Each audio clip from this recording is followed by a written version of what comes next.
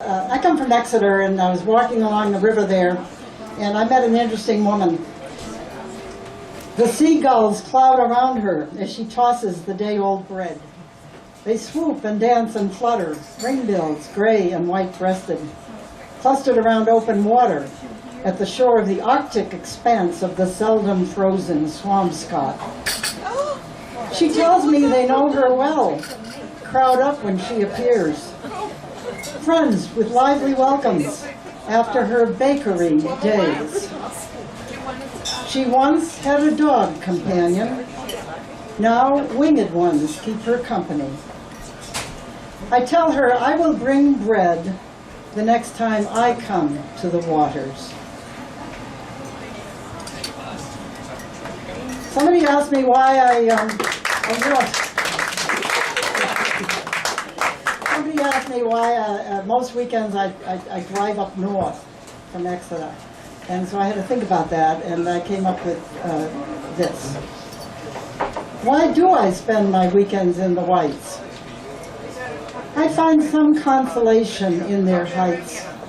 To blunt the grief that haunts my lowland days, inspire me to set out on new essays.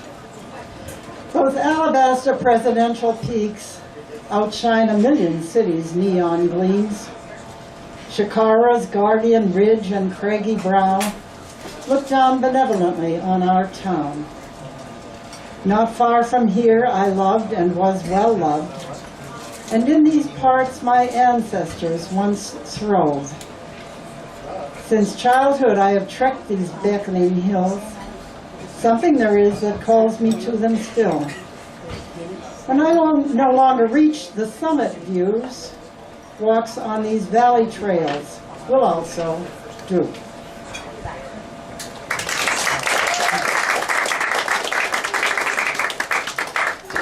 Recently I found a couple people to snowshoe with up there, and this is a description of a hike we took around White Lake, and there was a dog with us. A flash of orange bounds across our snowshoes. Checker, the black and white Australian shepherd, wearing his lustrous "hunters don't shoot me" coat, checks up on us as we crunch along White Lake's shore. We watch him tree a saucy squirrel, not at all fazed by his leaps and sharp, impatient barks. Our eyes are drawn to jagged cavities drilled in the trunks of pines by woodpeckers after bugs. We hear a raven's hoarse, foreboding croak, and note the jumbled prints of skittering voles.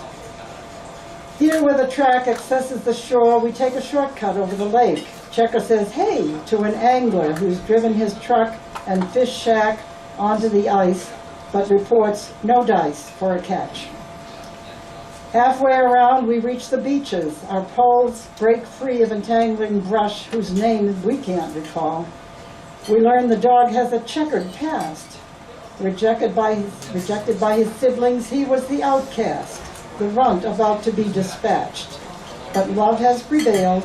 He's now a lively, obedient rover. Nearing our cars, we are brought to a halt. A mountain bike with snow tires stops our forward momentum. We understand Checker's anxious barks. We feel these forest paths were meant to be trodden by feet. Out of the west, a wall of darkness dispatches the sun, and a wintry wind assaults our backs. We are just in time to retreat to Rosie's for lunch, safe from the blast of a fast-moving polar vortex. Checker curls up for a nap in the back of the van. It is time for next week's outing to be planned.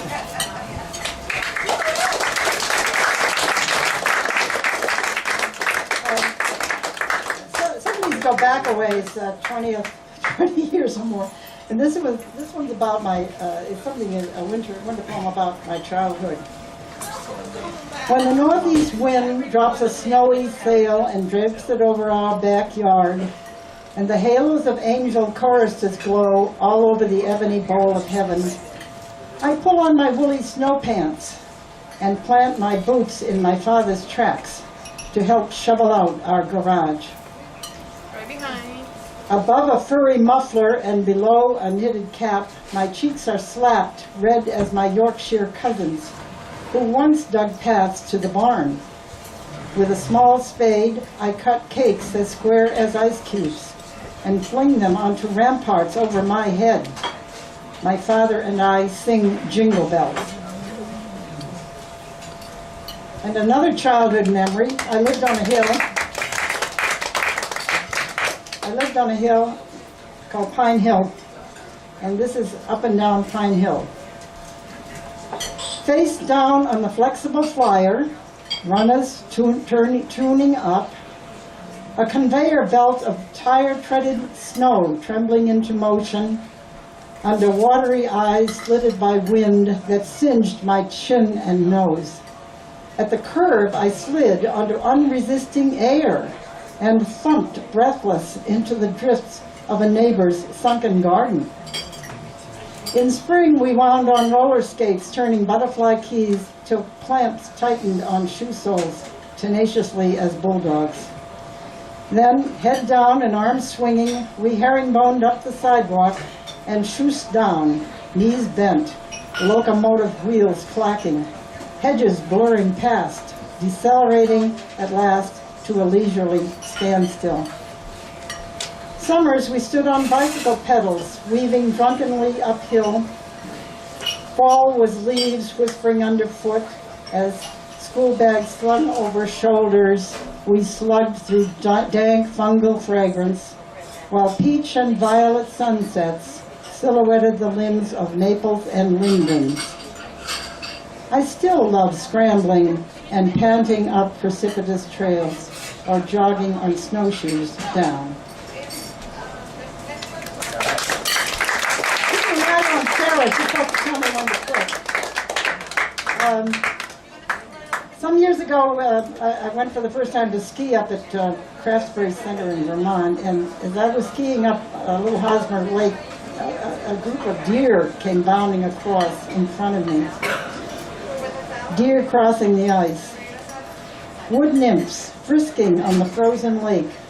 I see them as I ski around the bend. They could be leading Pan a merry chase, curvetting to a fanfare of March wind. I yearn to join them on the silver stage, with sunlit birch and cedar scenery. Lift and bend in an ecstasy of grace, dance to the pulse of the universal heartbeat. As David danced at the altar of the Lord, as wavelets dance on the bosom of the land, jetée on the wind, the bold leap forward, bow and retreat as birches learn to bend. Hooves and tails melt on a wooded isle. I blink to clear the water from my eyes.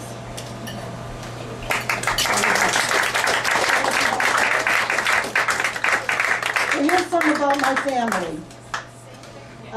The first one refers to my youngest daughter. I have more to write about her, but I haven't put it together. So, from my car radio come the slow, sweet strains of Mozart's first horn concerto.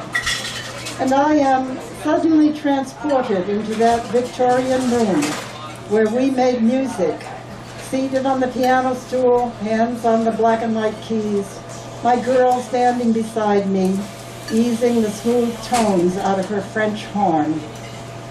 And I am a swirl in waves of nostalgia, longing for that ample home, those 5 ripening minds, their patient dad. We did not know what signal bliss we shared. We hurried forward through a sacred time that my heart now cries out to live again.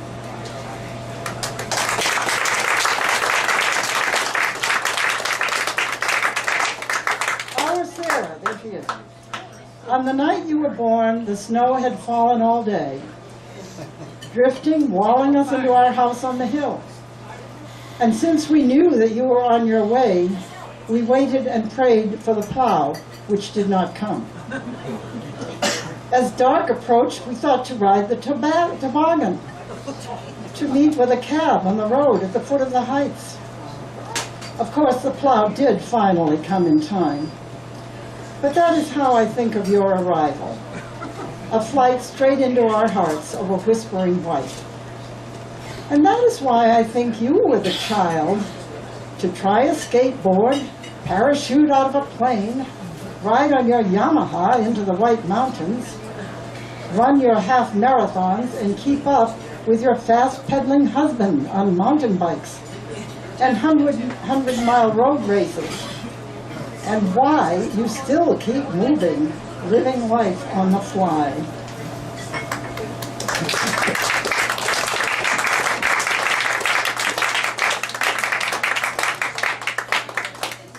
Now, Dan may not like this.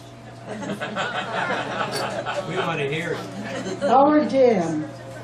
I imagine him out in the pasture blowing snow to make a space for 5 sheltered goats and 1 wool-coated sheep to move and browse outside their shed, and for impatient hens too long cooped up to strut and hunt and peck. His Kathy may be knitting that sheep's wool or weaving a shawl on one of her many looms. And when the spring produces brightly green asparagus shoots on all his roadside banks, Dan will be canning them for winter soups. He must have inherited Grandma Lily's genes. They have no taste for lawns. Flowering shrubs, rock gardens, raised beds, and berry bushes fill up their yard. They gather eggs.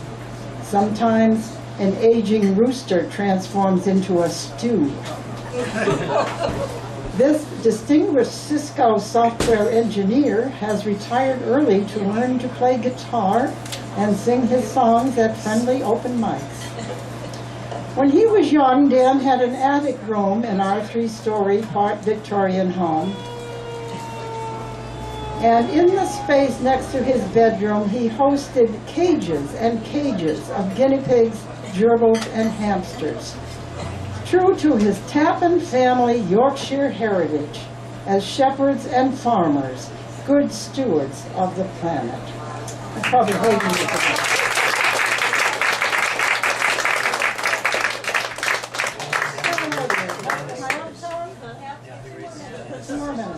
Well, I went to Japan in November with my oldest son, and I said, I've got to write haiku if I'm in Japan.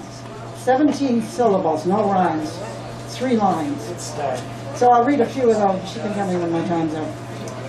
Westward to Japan, we fly into tomorrow before today ends.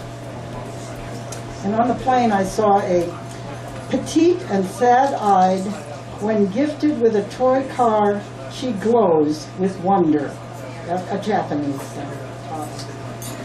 And also a Japanese father. The headphones he fits to his daughter's tiny head are like a blessing. And at one of the shrines we were at, we saw 3 old Japanese fellows. 3 old Japanese comrades smile for our camera at the Buddhist shrine. Of course, we went for the trees. They were at the height of their color in November, and one of them is the ginkgo, which is a brilliant yellow, and it's also very old. Maidenhair fossil tree, you are said to be the cure for all life's ills. And along a river cut into volcanic rock, the night falls early. This was while riding a train. Bullet trains cut straight through and between mountainsides, gowned in fall colors. Is that it? Okay.